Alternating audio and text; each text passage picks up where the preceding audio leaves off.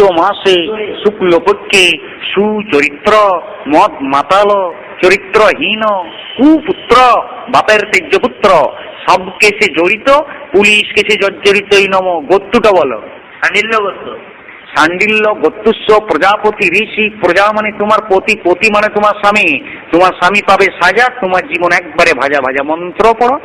হলো যাহা চুরি করিব অর্ধেক অর্ধাঙ্গিনীকে ভাগ দিব নম। ভাতও দেব, মাছও দেব, মাংসও দেব নম।